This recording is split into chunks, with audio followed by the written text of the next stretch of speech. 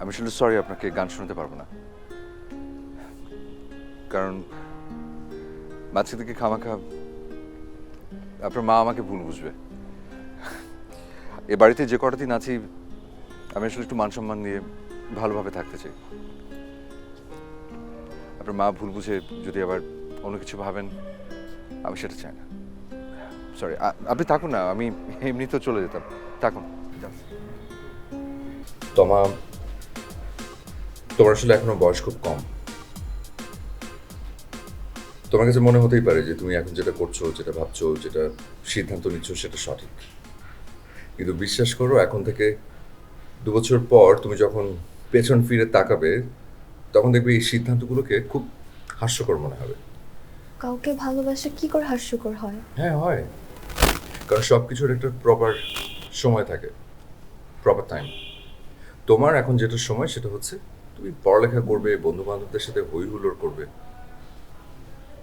কখনো একটা বিষয় খেয়াল করেছো যে ছোট ছোট বাচ্চারা অনেক সময় দেখবে যে কারেন্টের মানে সুইচ, তারপর মাল্টিপ্লাগ ওসবে হাত দিতে চায়, বড়রা বাধা দেয়, কিন্তু তারপর ওই একই কাজটা বার করতে চায়।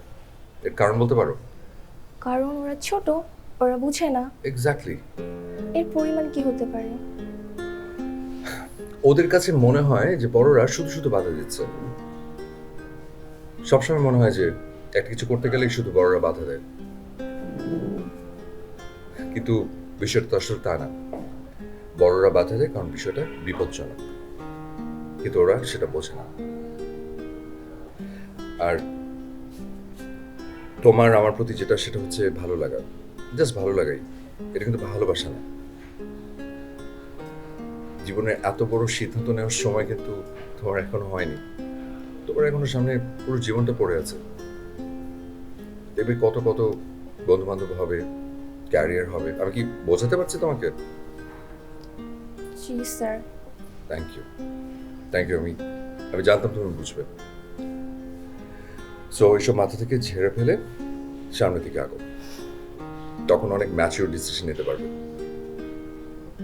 Thank you. আসি। Thank you sir.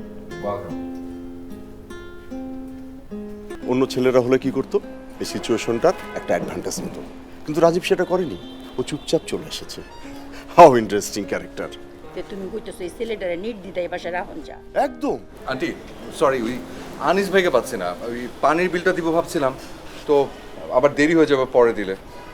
আপনাকে দিব না, আপনি আবার কিছু মনে করবেন নাকি? কিছু মনে করতাম না, দাও। আচ্ছা জি, thank you, thank you aunty. বাসায় কোনো অসুবিধা নাই তো? না না, কোনো অসুবিধা নেই তো। কেন কোনো অসুবিধা হবে? ও আচ্ছা, তোমার একটা কথা কই, তোমার তো আমি বাসা খুঁজতাম কইছিলাম, তো বাসা কি খুঁজে পাইছো? জি মানে না, মানে আসলে এখনো পাইনি, ইনশাল্লাহ খুব তাড়াতাড়ি পেয়ে যাব। আপনি টেনশন করবেন না আন্টি, আমি চলে যাব। আমি একটা কথা কই, বাসার খুঁজন লাগতো না, তুমি এই বাসাতেই তাহো। আর যেরম ভদ্রভাবে আসো এরমই করলাম তাহন লাগবো। জি অবশ্যই, মানে এটা তো আমরা জেনেটিক্যালি এরকম আন্টি। হ্যাঁ আচ্ছা তাহো। জি ঠিক আছে আন্টি, আমি তাহলে আসছি। মনে খুশি হয়েছে, হ্যাঁ?